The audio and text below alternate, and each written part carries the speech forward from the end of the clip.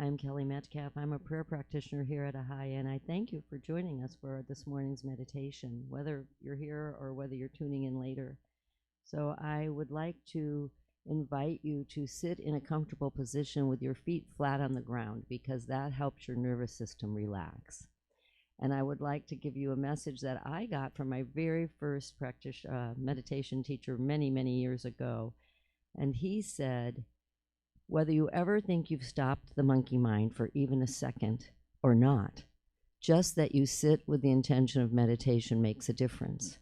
And if you will continue to do it regularly, in 6 months' time, even if you don't think that monkey mind stopped for even 1 second in all those months, you'll see a difference in your life.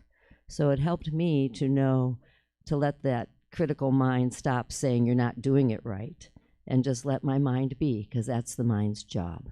And just sitting with the intention of meditation does make a difference in our bodies, in our minds, in our groundedness, in our safety and pleasure in the world. So I'd like to teach you a technique. And it's an excellent technique when you're worried about something, or when you can't make a decision, that your mind is racing about which way to go, because it takes concentration. It's just a breathing technique. So all you do is you breathe in deeply into your stomach. Only you start way up above your head, like 2 feet above your head. You breathe in, breathe deep to your belly. Then when you breathe out, you breathe deep down into the earth, 2 feet into the earth. And then when you breathe up, you breathe from the earth, fill your belly, and then out the top of your head 2 feet. Now there's another little trick to it that makes it a little bit more complicated and takes more concentration. And that is when you breathe in and you fill your belly, then you squeeze. If you know what a Kegel is, that's what you're doing. If you don't, you just squeeze like you have to go to the bathroom and you don't have a restroom close by. And remember, we're all spiritual beings in a human body, so it doesn't make any difference what we talk about. So you squeeze and then you release down into the ground. It takes more concentration that way, and it really helps still the mind. Even if you only do it for a few minutes, it will release anxiety and worry. It will help you with decisions to have clarity of mind on what's the best way to go. So how about we start with 3 ohms, and then we'll start the meditation, and then after we get going, then Chris will accompany us with some beautiful music. All right, here we go with 3 ohms.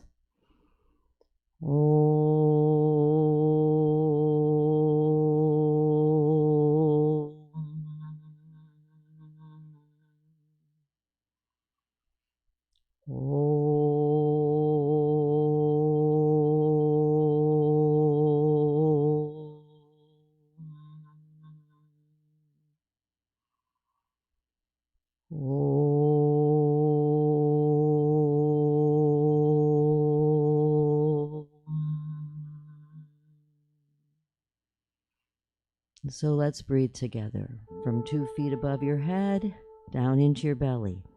Big, deep breath. Squeeze. Release into the ground, 2 feet into the Mother Earth.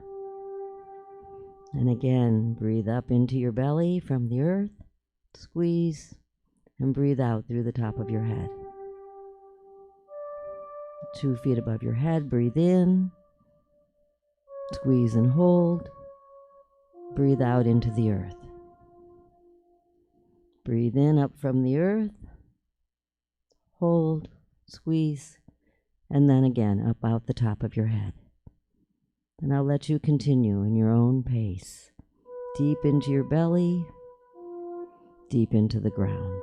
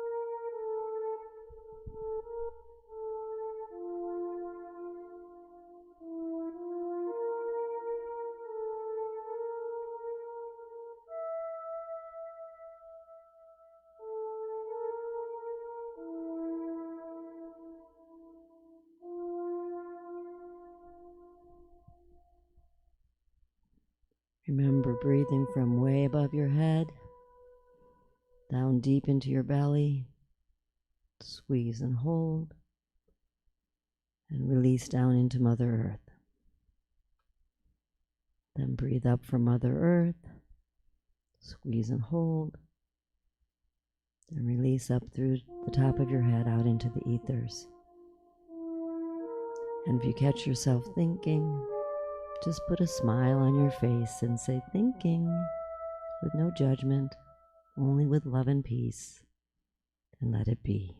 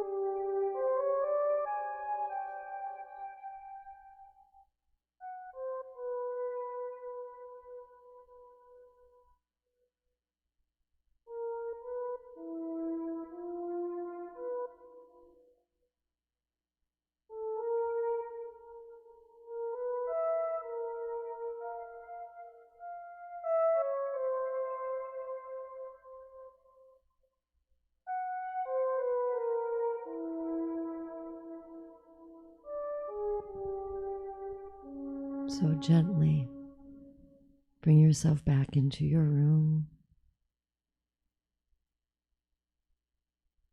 Continue your breathing. Actually, I thought we were out of time, but we still have some more time, so we can keep going. So just breathe deep into your belly, squeeze, and release down into the earth. Breathe up from the earth, fill your belly, squeeze, release out the top of your head into the ethers. And continue for a few more minutes.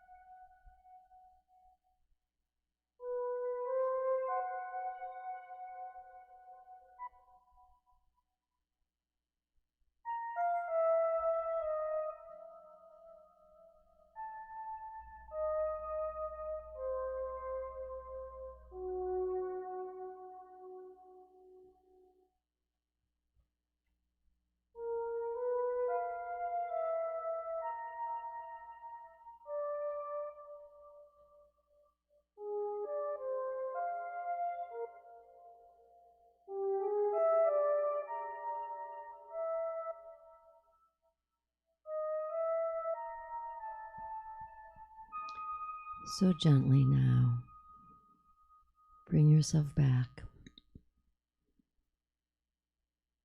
I'd like to share with you a quote from Thomas Troward. Let me see if I can remember it in this relaxed state. The divine mind is always for expansion. Oh, wait. My mind is the center of divine activity. The divine mind is always for expansion and fuller expression, and that means the production of something beyond what has gone before, something entirely new, not included in past experience, though proceeding out of it in an orderly sequence of growth. Therefore, since the divine mind cannot change its inherent nature, it must operate in the same manner in me, in my own special world, of which I am the center. It will move forward to produce new conditions, always in advance of any that have gone before. So I offer you this, as it is evidence. It speaks to me of a world that works for everyone. Even though it hasn't happened before, we're on our way. So thank you for joining me this morning. We have 1 minute, so let's do 3 ohms together to center. And if you do it out loud, it's very healing to your cellular system. Here we go.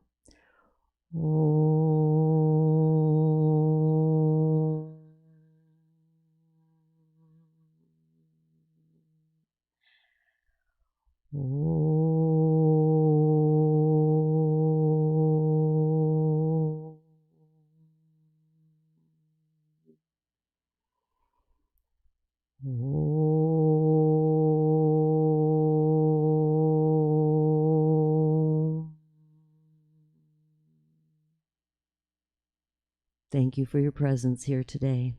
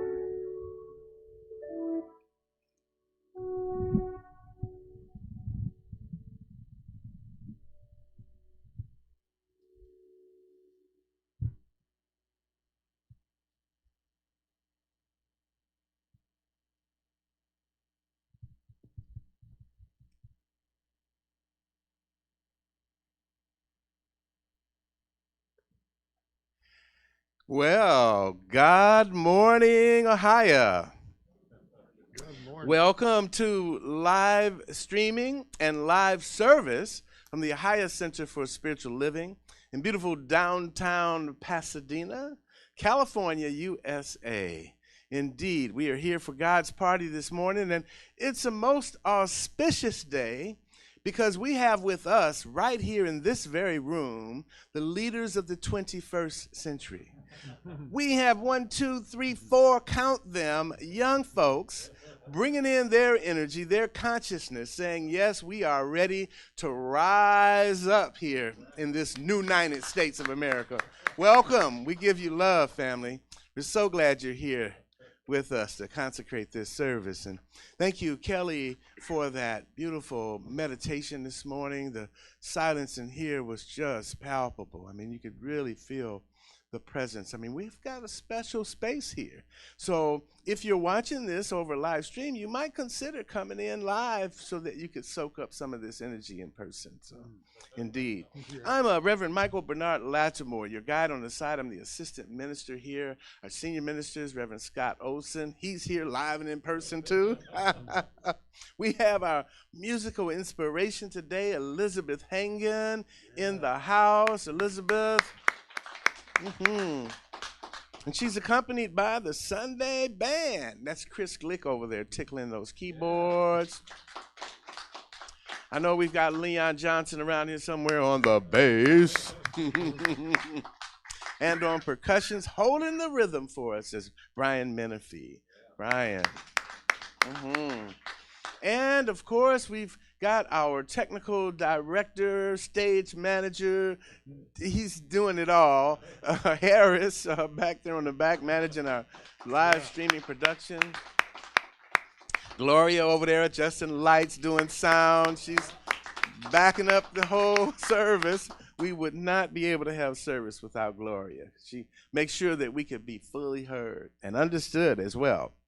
And out there in cyberspace, Harris is moderating the Facebook chat room, Mindy Morrison in the Zoom room, Peter Bedard's on YouTube. Boy, we really got it going on.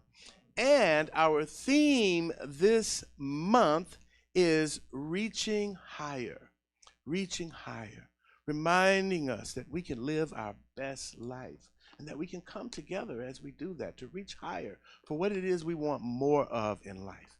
And as Kelly alluded to, we want a world that works for everyone with no one left out. Let's be clear about that. And the topic today is one that really excites me. It's "And Still I Rise." And still I rise. Who does that remind you of? Somebody, huh? Yeah, I'm sure we're going to hear more about Mother Maya today. So with that, why don't we just join together, take a deep breath as we listen to this music brought forward, or you might want to watch the pictures too. Gabriel put together this video for us this morning, and we'll prepare for the inspirational reading, the invocation that Kelly will bring to us in just a moment. So let's listen in.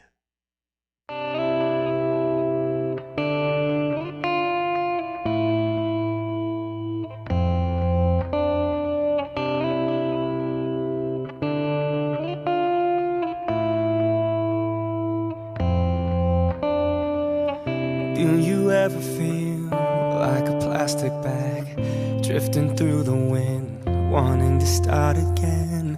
Do you ever feel so paper thin, like a house of cards, one blow from caving in? Do you ever feel already buried deep, 6 feet under screams where no one seems to hear a thing?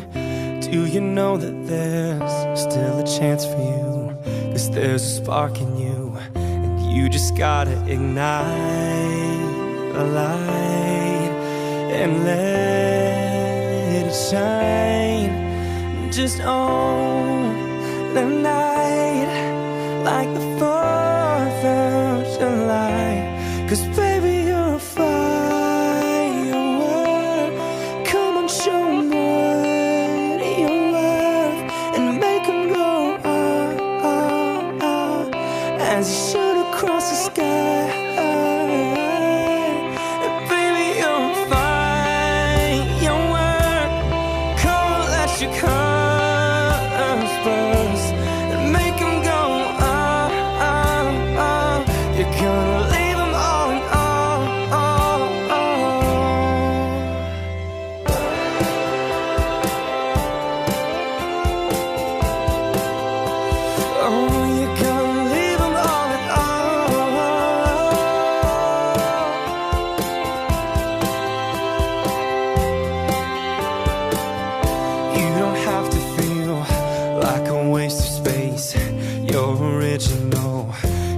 cannot be replaced. If you only knew what the future holds. After a hurricane comes a rainbow.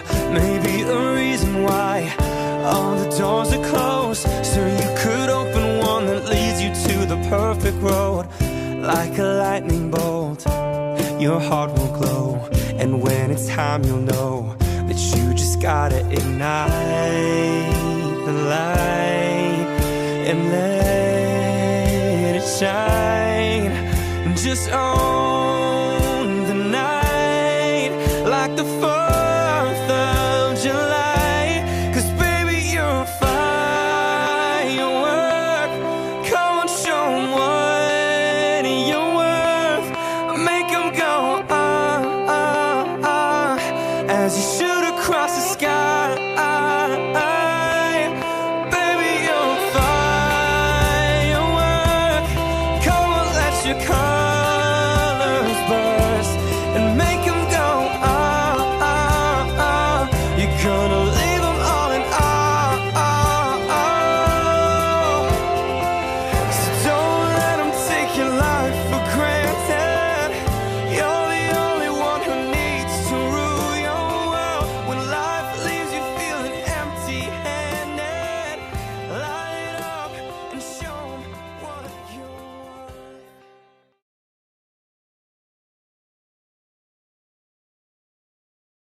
Thank you, Gabriel.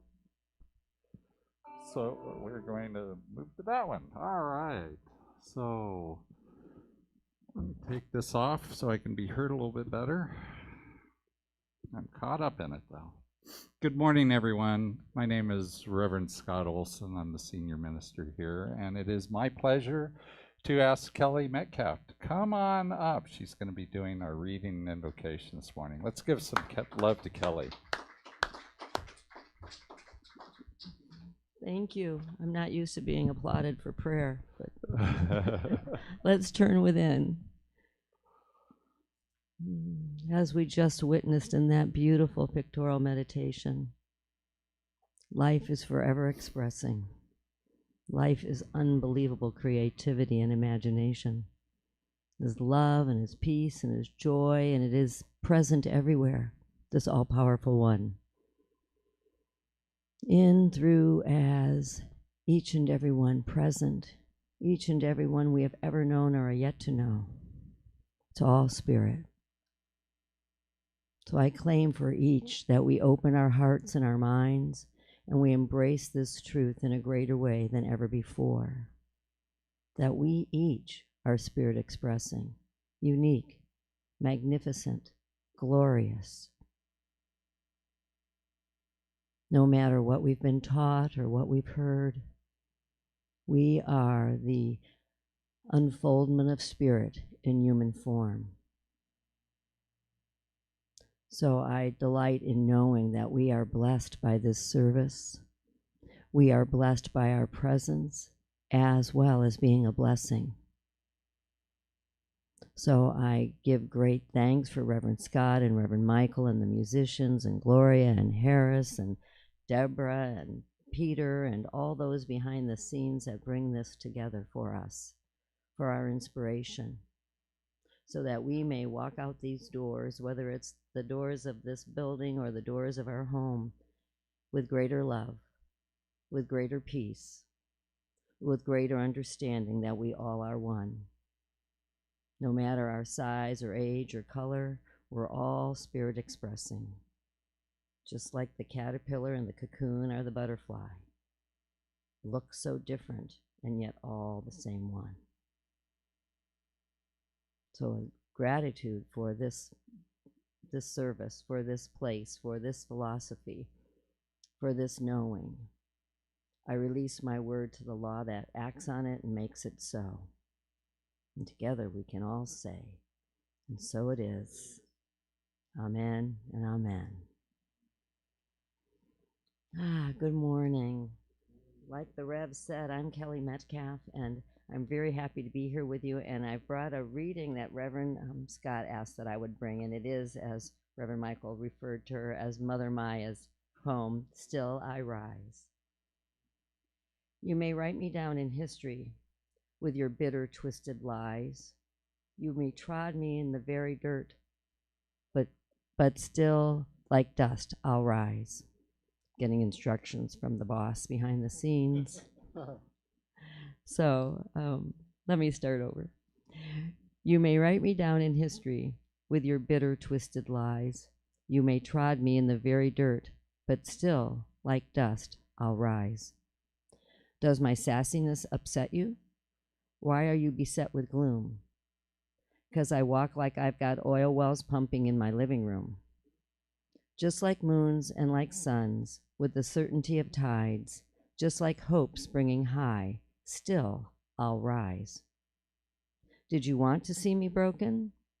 Bowed head and lowered eyes, shoulders falling down like teardrops, weakened by my soulful cries?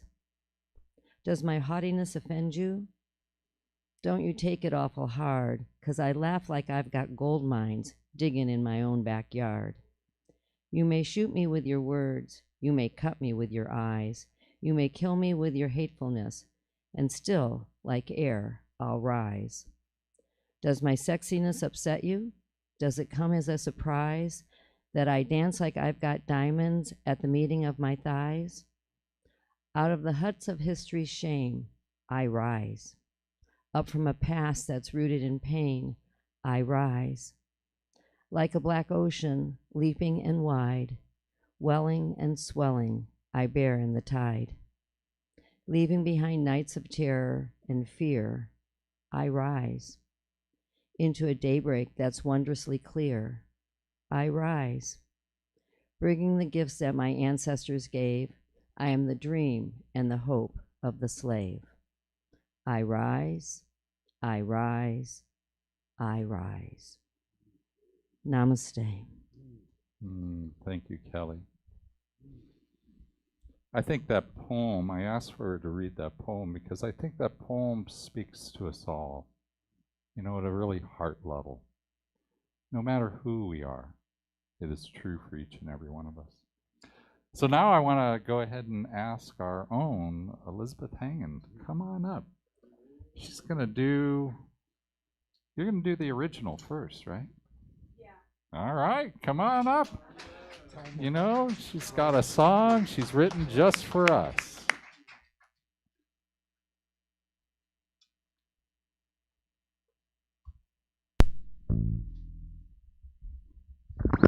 Good morning, Ahiah. Good morning, Ahiah online. And if my mother's watching, good morning. So yes, I'm gonna sing this song. So I finished it about 2:30 or 3 o'clock this morning, and it was one of those. I had a really long day. Got my feet up, getting ready to go to bed, and then it was like. Pss, pss, pss, pss, pss, pss.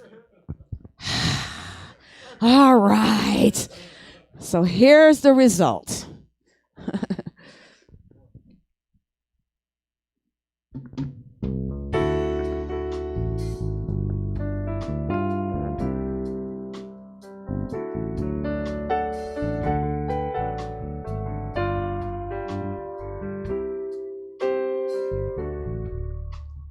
Life within is spirit, always flowing through me. And through the stress and storms of life, the hand that always guides me. And when my burdens, whether real or imagined, weigh me down and take my breath, Spirit brings me to the Spirit, and I will rise. Yes, I will rise. Fearless I will conquer, and I will rise. Life within is power, so rise. Stand in your truth and rise.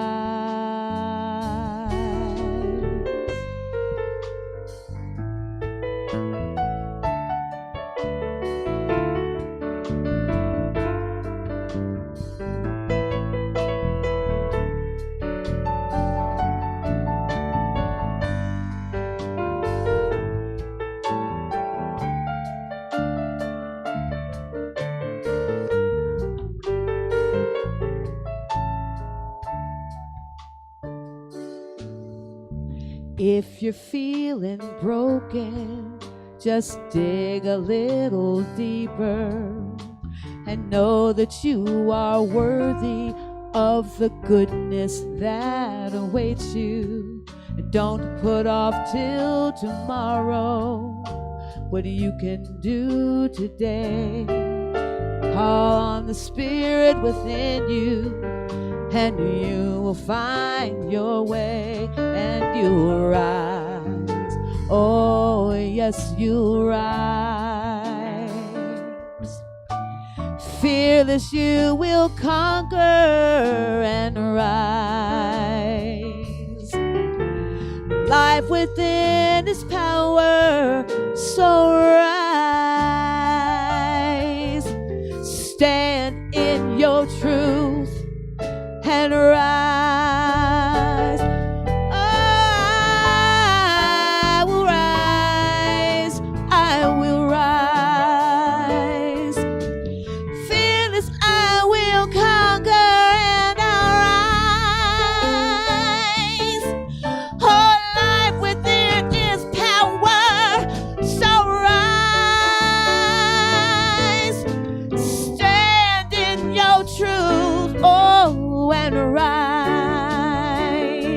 And I will rise. Yes, I will rise. Fearless, I will conquer and I will rise. Yeah, life within is power, so rise. Stand in your truth and rise.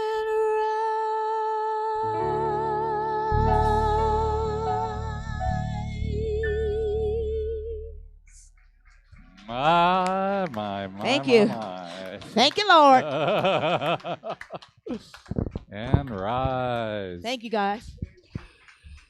You know, I heard a story recently about Karen Drucker that all those little chants she has, you know, she used to do them the night before because her minister would give her the requirements for the chant on like Friday, you know, and tell her she wanted one.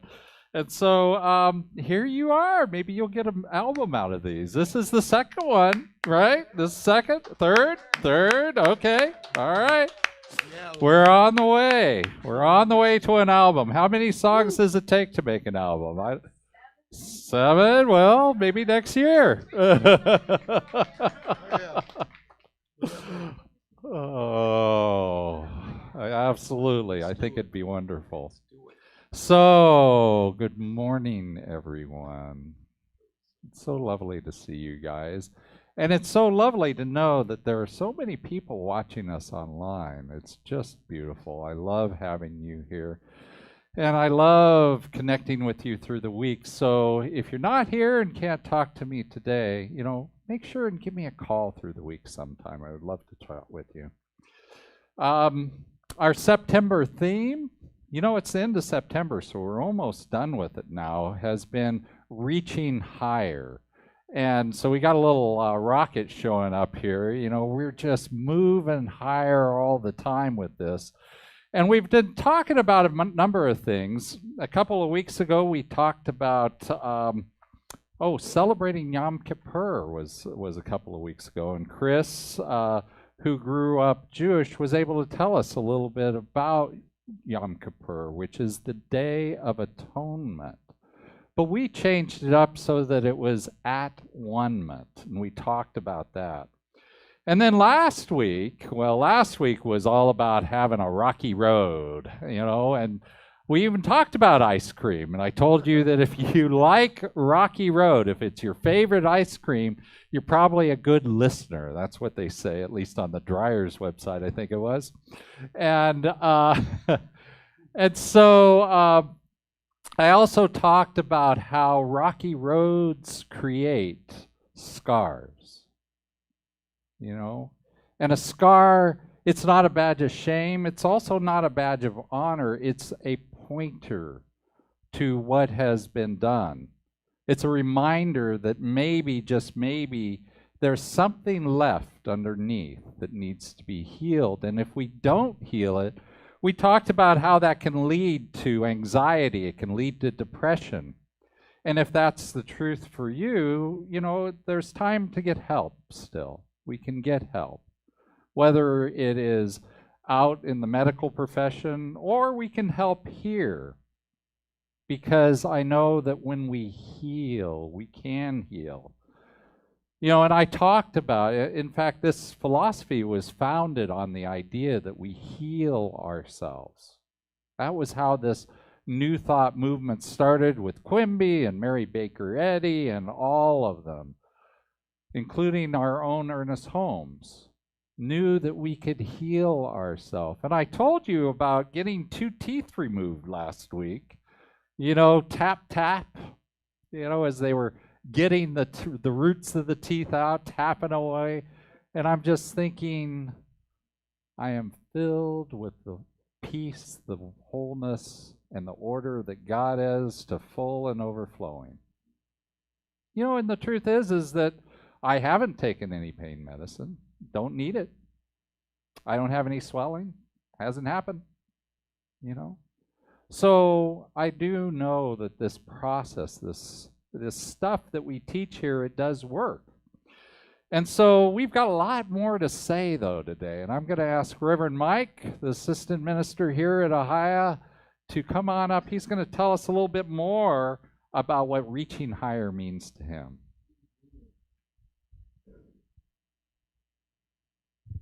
Thank you, Rev. Yeah. Thank you. And for your powerful demonstration of healing, because that was some serious oral surgery last week, indeed.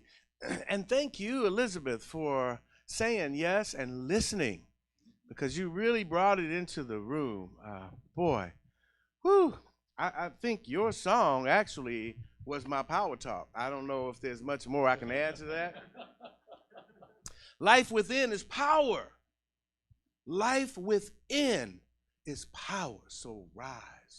And we're not talking about the life outside of us, the life that we see on television or Instagram. We're talking about the life that's within you. What is in the way becomes the way. We heard that at the ministers' conference this week over and over and over. What is in the way becomes the way. Often what obstructs us makes us stronger, and it inspires the resilience that we need to emerge into that amazing butterfly that we each are. When we saw those cocoons, it reminded us of the miracle of metamorphosis, of transformation. When that little caterpillar goes into that dark cocoon, she does not know that in that cocoon she's going to melt. Melt. Completely disappear from being the being that she once was and emerge with even new DNA. What a deal. And science doesn't understand that, but as metaphysicians, we understand that. We know why that is, because life within is power. And that's what we're here talking about. And there's many people out there that have a high state of pissosity, I'm going to call it. I'm upset because. And they got a lot, you know, they got a lot of reasons why they're upset. Because we've been disconnected from the transmission of truth. And we're here to reconnect. You know, what's come forward from me this week is that part of the reason for the disconnection from our historic lineage about spiritual origins has been the fact that we didn't realize this was passed down to us by mitochondrial Eve 200,000 years ago. It was a direct line of transmission about the origins of our spirituality, the fact that we are spiritual beings.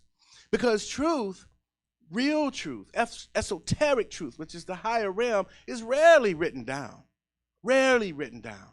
And even when it's discovered in the form of cuneiforms and these tablets with that strange writing on it, they don't really know what it means. Right? Because when the colonizer comes in to try to get the truth, the people that have been tricked and have been abused are not going to give up the truth, because it's only transmitted from one to another. This week, I discovered that the father of my father's father was a descendant from the Balanta people in Guinea-Bissau. I had never even heard of the Balanta people. But thanks to the miracle of modern technology, I was on Facebook like that.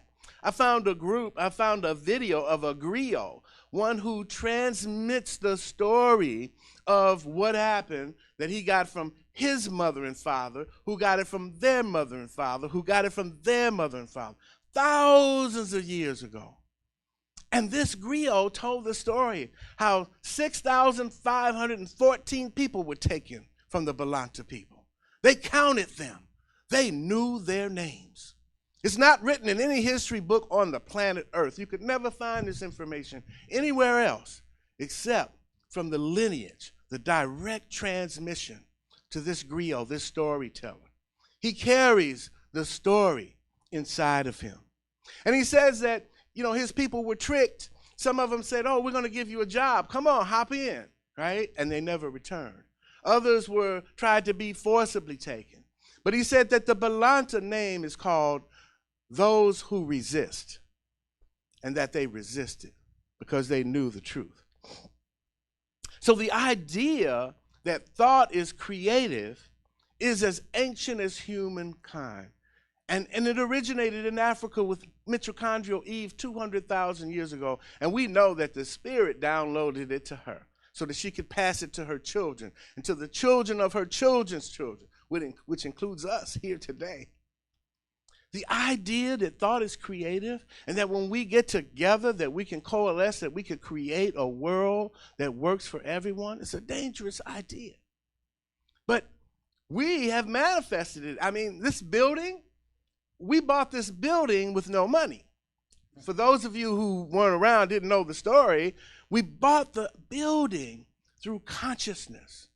We bought this building after 7 years and for the same price that we had offered 7 years prior, and we didn't have the money. But consciousness allowed us to manifest this space because we're on a mission to create a world that works for everyone with no one left out. We had a wonderfully successful prosperity campaign 2 years ago before the coronacation.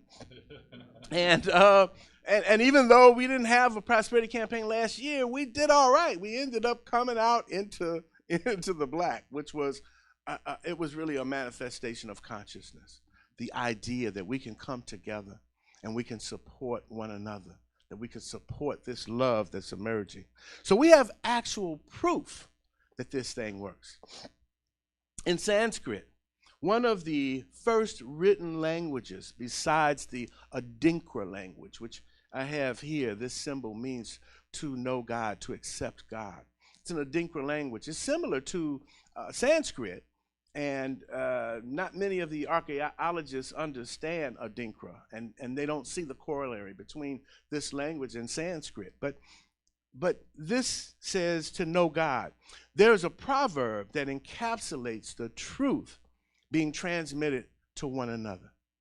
And I actually was exposed to this when I was a teenager studying Buddhism. I got inspired by the fact that my dad was a Buddhist, and I wanted to know more about how we could create peace, world peace through individual peace. And so I learned this Sanskrit proverb, and I'm going to share it with you here this morning. It says, one single human being awakened to the ultimate reality of life will create a similar awakening in another human being.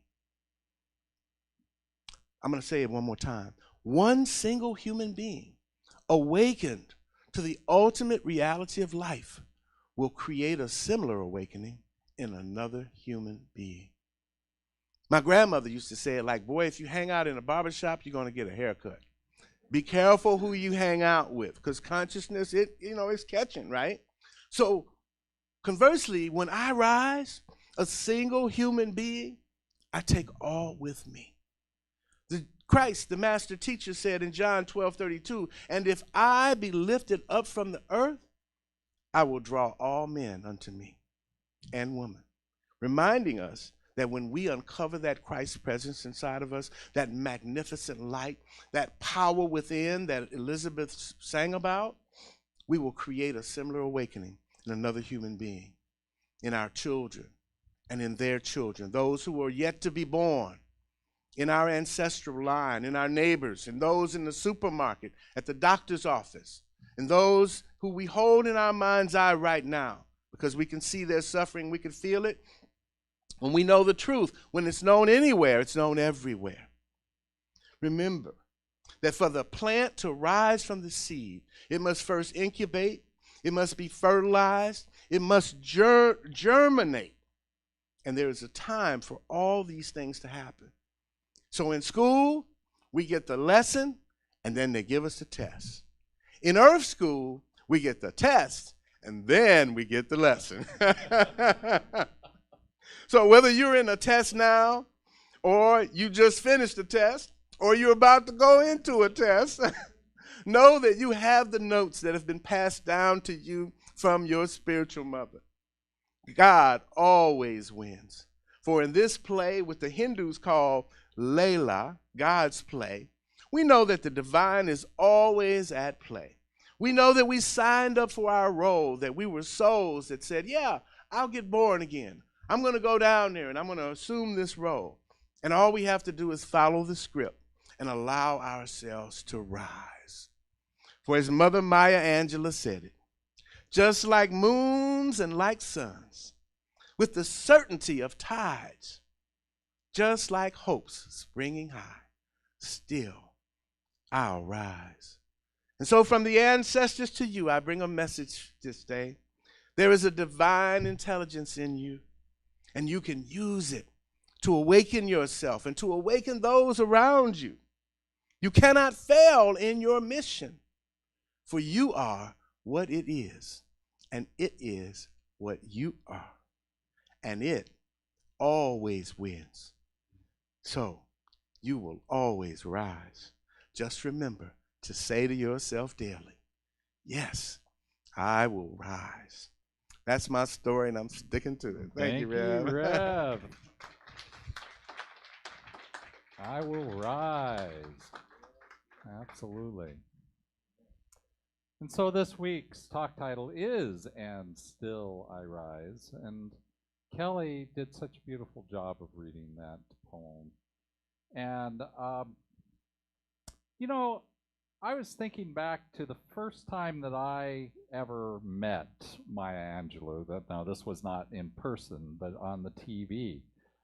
And I saw her at the 1993 inauguration of not Jimmy Carter, but the other guy, Clinton. Thank you, Bill Clinton. Yeah. And so I remember the poem that she read. I remember after that I would read her book, the why I know why the caged bird sings. And why does the caged bird sing? It sings because it wants to be free. It doesn't sing for our pleasure, it sings for it. And so, she wrote that first book. She went on to write other books, other autobiographies. And that first book was a story of her childhood in Stamps, Arkansas.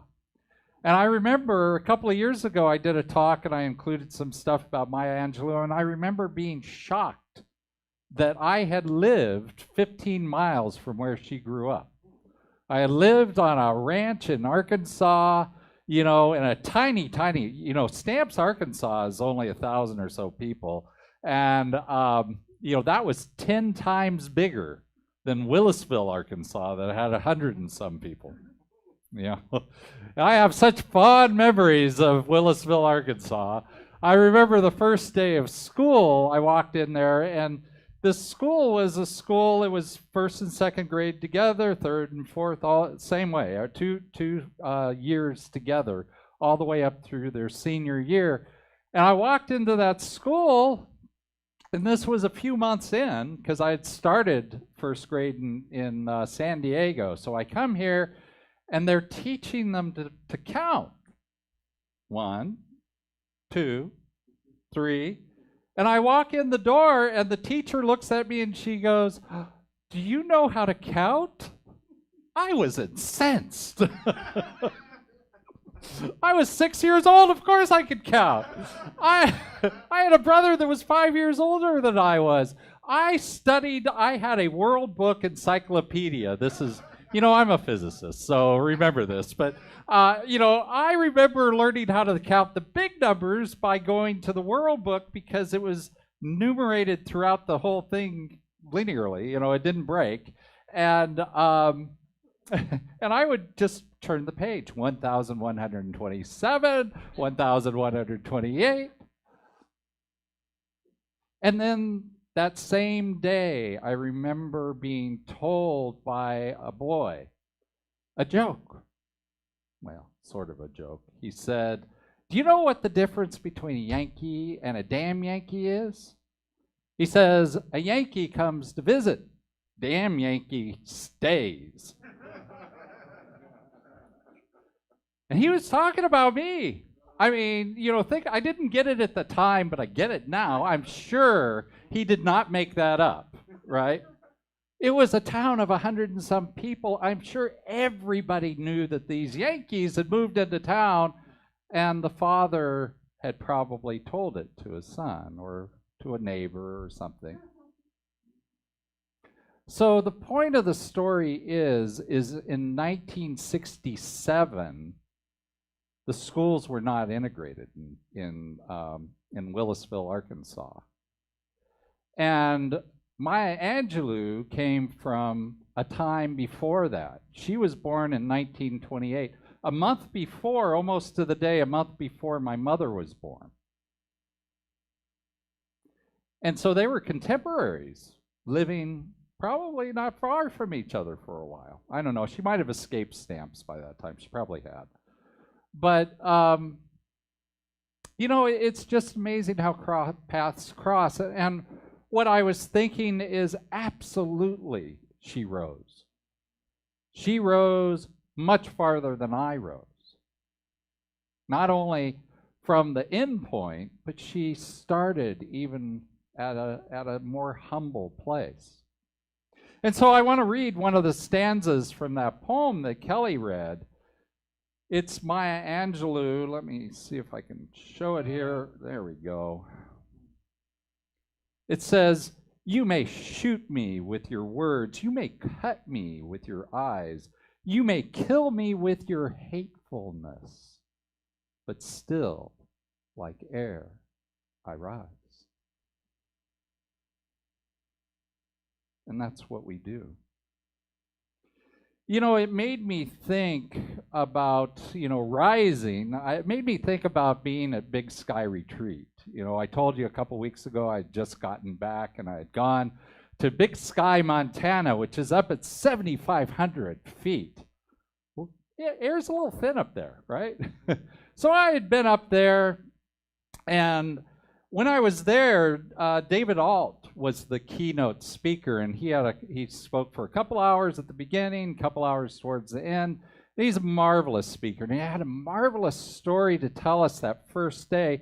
He told us about, 20-some years ago, he had gone to Cambodia, and he had gone to, they have one of the most famous Buddhist temples in that region there. It's beautiful. And it was Wat something or other, Wat Angkor or something. I can't quite remember the name, but he was there, and he was there because he was leading a tour group.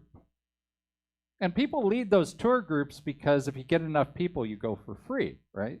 So he was there doing all the work, making all the arrangements, doing all of that. And as we know, those of us who have traveled to parts of the world like that, oftentimes when we arrive there, we find out that we are like the billionaires here in this country, right? We are, the top 0.25% in that nation at that time. And so some people just don't mind it. I mean, they just do their thing. Some people, like this particular group, said they wanted to do something for the people. And so they asked one of the guides, they said, what can we do? We want to give. We want to help. And so, these 20 people that were traveling together, they went and they went to all 3 of the little market stores. They're not like supermarkets here. They're little market stores. And they took all the food out of there. Out of all 3 of the stores, it cost them a total of $86 because food prices are much different. And so they filled up vans and they talked to this guide, and he said, well, there's a lake where all the really poor children are who don't get enough to eat. Take it there. So he made a few calls and he talked to some of the leaders in the area, and they had, when they arrived, they had lines of children already waiting. And they pulled up the van and, all nice and orderly, they're putting everything out, and that lasted for about 4 or 5 minutes when all of a sudden people started to recognize there's free food. And they overran it. And it was chaos. And all the people who had come there could do was just get out of the way. And David says that he found himself in one of the little pontoon boats that were for rent to be out on the lake. And he found himself lying in the pontoon boat crying.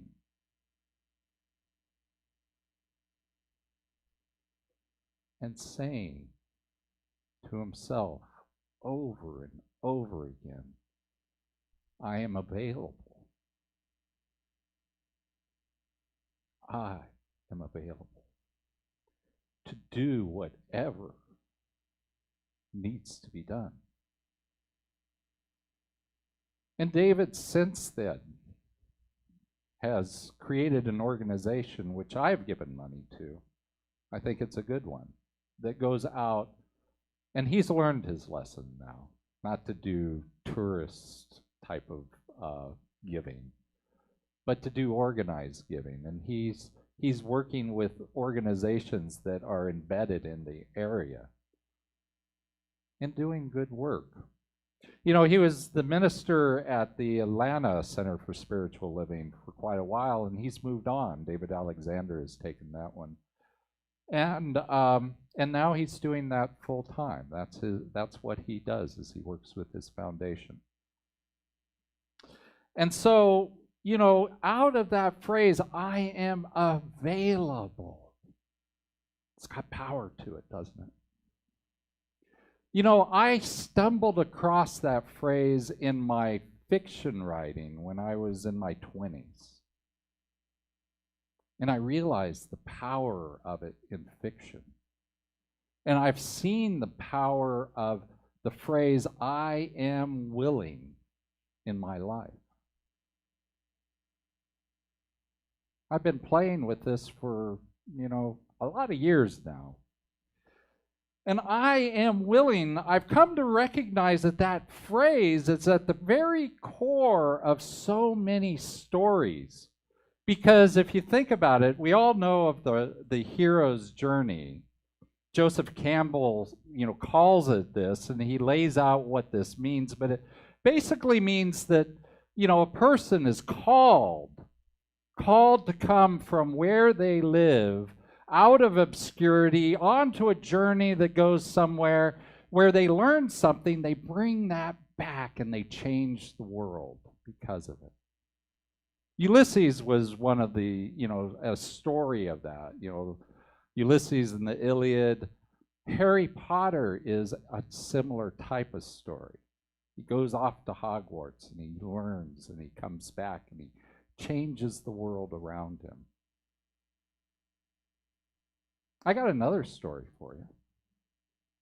It comes from the Bible. And it's the story of Moses. And if you know the Bible at all, you know this story. It's one of the most famous stories out of the Bible. And, Moses, he's innocently just kind of doing his thing as a shepherd, tending his father's sheep. When what does he see? Lo and behold, a burning bush. And out of that burning bush is the sound of a voice that must be the sound of God, at least the God of his understanding. I don't know, for me, If I was to see that today, I'd probably go and look for a holographic projector and a speaker, right? But but for Moses, thousands of years ago, if that was what he saw, then, who else could that be but God, his God, talking to him in the flesh? And so this voice out of this burning bush tells him that he needs to go to Egypt. And he needs to save the Hebrew people. And he's going to do, and God tells him he's going to do all of these miracles when he gets there to convince the emperor to let his people go. And what does Moses say? Scratches his head and he goes, well, but God, and I'm paraphrasing here, right?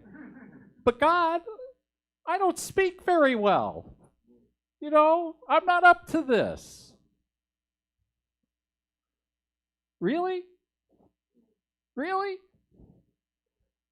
I mean, if you believe that God is standing there right in front of you, telling you he's going to give you all this power to do all of this, and the problem is that you don't have good speech, don't you think you could maybe overcome that? So really, that was not the issue.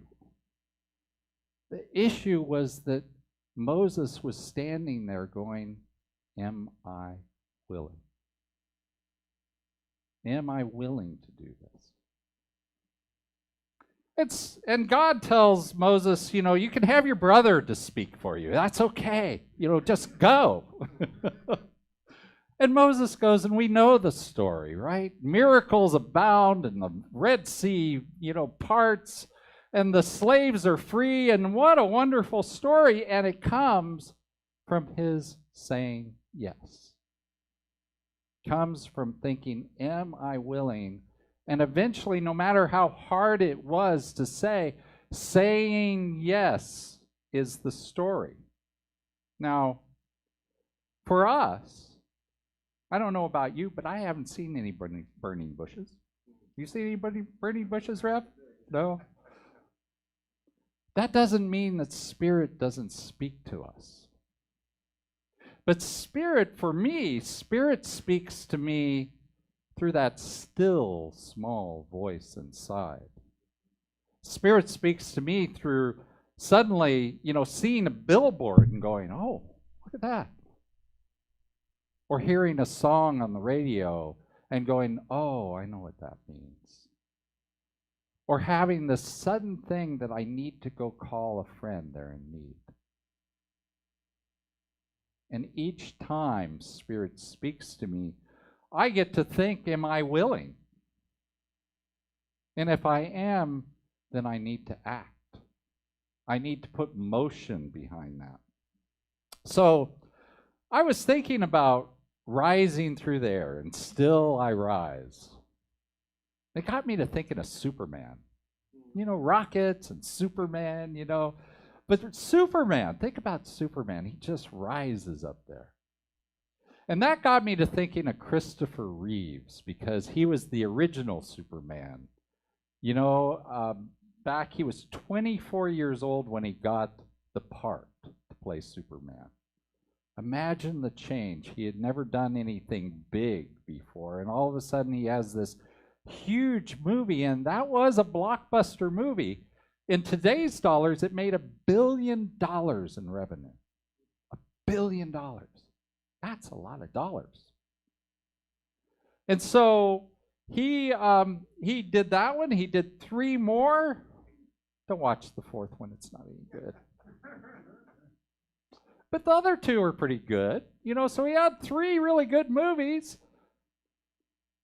And then, if you remember, he was riding a horse. The horse's name was Buck. And he was in an equestrian event when he came up to, one of the taller barriers he was supposed to jump over, and Buck lived up to his name, stopped and bucked him off. And he went sailing head over heels, and he hit his neck against the barrier. And according to the article I read, if it had been a centimeter to the right, he would have just walked out, would have just gotten up, nothing would have been wrong. If it had been a centimeter to the left, he wouldn't have gotten up.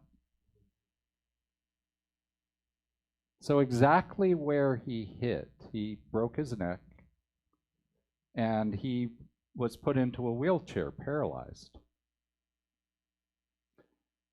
And I was reading that article, because it'd been a long time. That was a long time ago. And I was reading that article and thinking, what would I do in that situation? My fear is that I would probably just eat ice cream until I fell into a diabetic coma. But he didn't. And that's what counts here today. He didn't. There is a question sitting there that must have been said to him in one way or another, because that kind of injury, it is easy to just give up. Somehow he must have been asked, am I willing? And he said yes. How do I know he said yes? Because the power showed up. Right? Byron Katie, we all know who Byron Katie is, so I won't talk about who she is, but Byron Katie, she says, when you realize that every stressful moment you experience is a gift that points you to your own freedom, life becomes very kind. Life becomes very kind. And so here is Christopher Reeves. He is the most trapped person I can think of. I can't think of a way to get more trapped than to become paralyzed from the neck down. And yet, he embraced the freedom that he still had. And he expanded it, and expanded it, and expanded it. And, you know, he wrote 2 books after that. The first one was Still Me. Still Me. You know, it's not like I had this accident. I'm speaking for him for a moment. It's not like I had an accident and I became a different person. And that's true of each and every one of us. When something happens in our life, it's not like we become somebody else. We're still me. We're still the individualized expression of the divine that we have always been. There is hope, there is love, there is peace, there is joy down. Maybe I can't see it in the moment, but it's right here. It's right here. And so he heard that, he knew that. He also wrote a book called Nothing's Impossible. I think he knows what he's talking about. You know, he created a foundation to study paralysis and to give grants to people who would study paralysis. And so far, they have raised $120 million. That's a pretty big sum of money. He's made a difference. And he's since passed away, but, you know, during that process of all the time he lived from the accident forward, I think, you know, I take heart in this statement from Ernest Holmes, our founder. He says, take the heat out from under old hurts, and what's left is light. I believe he was light. I believe he certainly is light now. And so I want to leave you with an affirmation.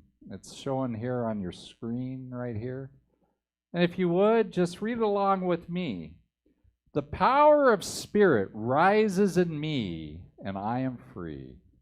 Let's say that one more time. The power of Spirit rises in me, and I am free.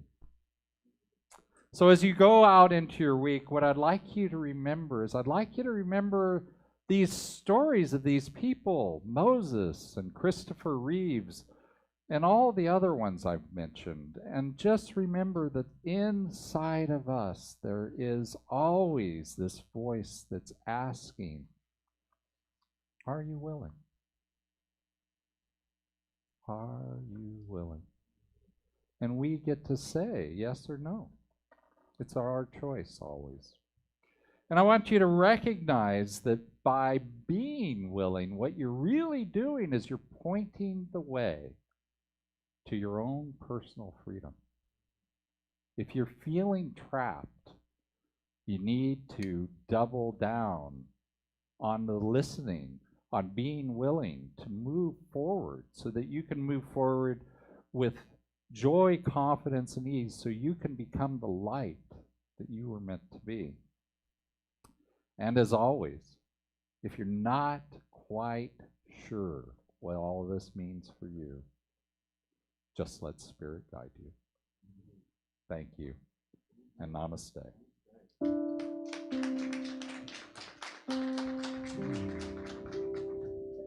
And so let's just drop down inside to that place that knows that it knows that it knows. Thank you, Chris, for playing under. Oh, and when we drop down to that place and we look out onto the universe, we know that there is only one power, one presence, one life. The life of the divine, the life of Spirit, the God of my understanding, whatever you want to call it, it does not matter because it is the one. And we recognize that there is only love, only peace, only joy, only wholeness, and only order.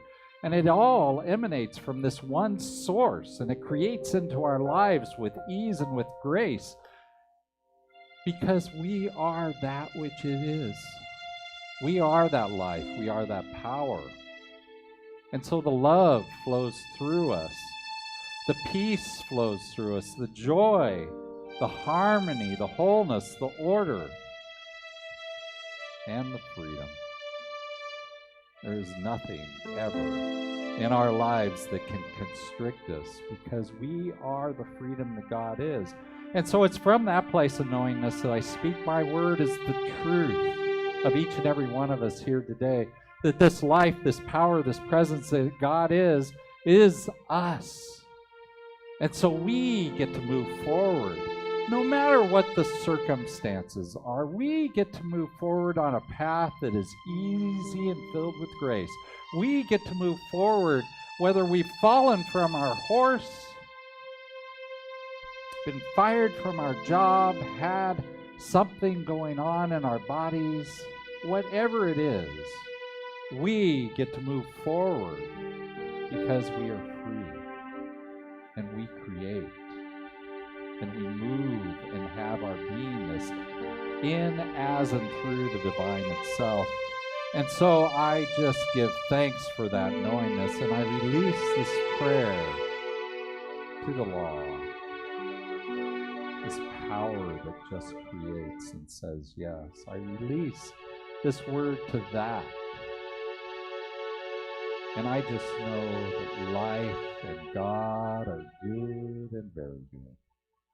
And together we say, and so it is. Amen. Amen. And so now is the time for our conscious contributions. And so I know especially those of you who are online have probably already donated a virtual gift through all of our different online sources. If you are here today, we do have offering envelopes in the pews, and you can put your offering here. At the end of service, because of COVID, we're not passing the basket, but at the end of service, you will find at the doors in the front and the back somebody with a gold offering basket, and so you can throw it in there.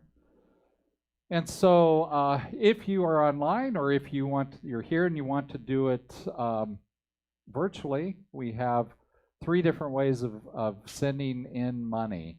One is to go to ahiah.com/donate and follow the instructions there. Another one is to text to give to 616, not 626, 616 229 2225.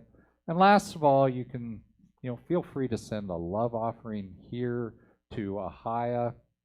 And I love the love notes that you give me also, so you can feel free to just say hi to me in that note too. I love reading those. However you are doing that, what I'd like to do is if you just take that and just maybe virtually hold it to your heart or physically hold it to your heart, it doesn't matter. But say this along with me. I've got the blessing on the screen. This gift I give is God in action. I send it forth with joy, confidence, and ease. I am blessed by the law of giving and receiving as I now share my gift with life. Pressed down, shaken together, and running over. And so it is. Amen and amen. And so I just have a couple announcements, and then we're going to have a song. So I want to remind you that we have practitioners. You can go to ahiah.com, meet our practitioners to meet them. If you want to send in a prayer, especially for those of you online, go to ahiah.com/prayers and type in your prayer, and only the practitioners and the ministers see that, and we will pray for you. And there's also dial a prayer that you can get to through our website or by phoning into our number here and pressing option 7. And so I also want to tell you, Tuesday, Financial Freedom. This is an 8-week class that I will be teaching. And we have a prosperity season that is about to come up on October 24th. We're going to start our 4 weeks of prosperity here at Ahiah. And we have a team that's behind the scenes working that right now. Thank you, team. You're doing a wonderful job. Thank you very much. But we're offering Financial Freedom, this 8-week class. It teaches us not just about our finances, but there's a saying in the class that I absolutely believe, which is how you do your money is how you do your life. And so if you want to use money as your way of understanding how the rest of your life got to be the way it is, come to this class. If you want to figure out some methods and some tools and some ways of changing the things that you don't like, come to this class. It starts on the 28th. That's Tuesday. Goes for 8 weeks. It's on Zoom only. It's from 6:30 to 9 o'clock, 2.5 hours. And we also have Ahiah Summer of Love. We're coming down to the last 40 tickets. We had 500 tickets to begin with. We have 40 tickets left. That's great. You can buy 1 ticket for $10 or 2 tickets for $3, or you can do the math and get as many tickets as you want. And up to 40, that's all we have to have left. So the drawing, I believe, is October 4th, so buy the ticket before then for sure. And you can always pick one up and give it to a friend, give it to a neighbor, however. Do whatever you want, but buy the ticket anyway. And let's hear from Patricia. Good morning. This is Patricia Roach, Practitioner Emeritus at Ahiah, and I will be facilitating a class entitled From Whence It Came, beginning on Tuesday, September 28th, from 3 to 6 p.m. on Zoom, running 10 weeks. So you might ask, where did all of this come from? Well, metaphysics, spirituality, and New Thought are actually not new at all. Spirituality based on oneness and the ability to co-create with universal principles grows out of ancient wisdom and comes from a deep lineage of mysticism and philosophy. These spiritual ideas, practices, and deep inner knowing have converged in mental science and American transcendentalism and comes to full power in the New Thought movement and, of course, our science of mind. If you like the history of ideas and love to explore what you think about it all, this course is for you. You'll get 10 weeks to explore the writings of Ralph Waldo Emerson, Thomas Troward, Emma Curtis Hopkins, and, of course, Ernest Holmes. It will be a mind-stimulating set of classes. I hope that you will join us. Again, it begins on September 28th at 3 p.m. and runs for 10 weeks. Recently did self-mastery with Patricia teaching it. She does a wonderful job teaching classes, so I highly recommend this, especially if you're on the practitioner path. You want to get your classes for practitioner training. And so we'll go ahead and let's go over to Elizabeth. She's going to sing us another song. This has been quite a day. Oh. That's the weight. That's the bridge. I don't know what happened. It's okay. Well, we'll be till I get to the bridge. Then I don't know what's going to happen. You'll wing it, I know. I certainly will. We will rise. How weird is that? I had them and then they just disappeared. Guess I'm not in control of that. So if you hear me going hum hum hum hum, hum, just know. Put your own vibe on it. I don't know. That's so strange.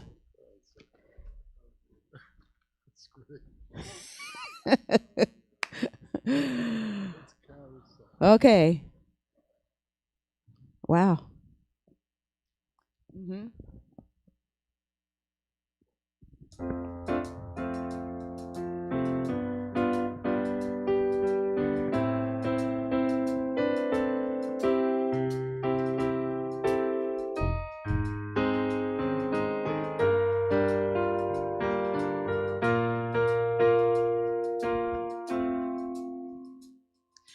Listen as your day unfolds. Challenge what the future holds. Try to keep your head up to the sky. Lovers, they may cause you fears. Go ahead, release your fears. Stand up and be counted. Don't cry. You gotta be bad. You gotta be bold. You gotta be wiser.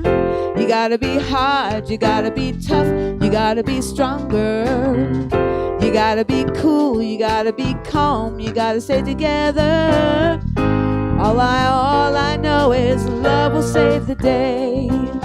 Listen what your elders said. Read the books your parents read. Try to solve your puzzles in your own sweet time. Some may have more cash than you, others take a different view. My, oh my, hey, hey, hey. You gotta be bad, you gotta be bold, you gotta be wiser. You gotta be hard, you gotta be tough, you gotta be stronger. You gotta be cool, you gotta be calm, you gotta stay together. All I know, love will save the day. Here we go. Time asks no questions, it moves on without you. You know that it sets the pace. Don't be afraid, no matter what's in front of you. Oh, you know you got fears to face. Hey.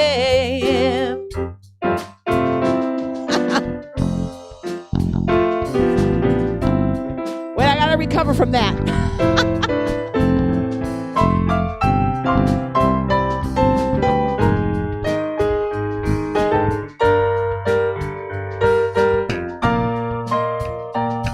To the chorus. You gotta be bad, you gotta be bold, you gotta be wiser. You gotta be hard, you gotta be tough, you gotta be stronger. You gotta be cool, you gotta be calm, you gotta stay together.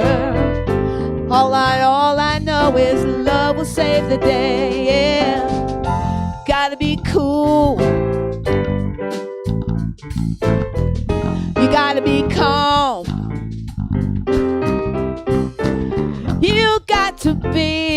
wiser. All I know is that love will save the day. You gotta be cool, you gotta be calm, you gotta be smarter. You gotta be tough, you gotta be bold, you gotta be stronger. You gotta be hard, you gotta be tough, you gotta be stronger. All I know is love will save the day. All I know is love will save the day. Hey! All I know is love will save the day. Woo! Give it up for Elizabeth All right. and the band. Yes. All right, Ahiah. Yes. Love saved this day, that's for sure. And so let's do the benediction. I've got it up here on the screen. You can say it along with me. Something wonderful is happening through me right now. It is this thing called life. It is this, life is in my mind. Life is in my body. Life is in all of my affairs. I accept it. I am it. And I share it. Just the way it appears and just the way it appears not. Thank you, life. Amen and amen. I'm looking forward to seeing you guys next week. Until then, God bless. Give me a yell. I love you. See you tomorrow. See you next week or tomorrow. It doesn't matter. It's good to have you here. Thank you, everyone.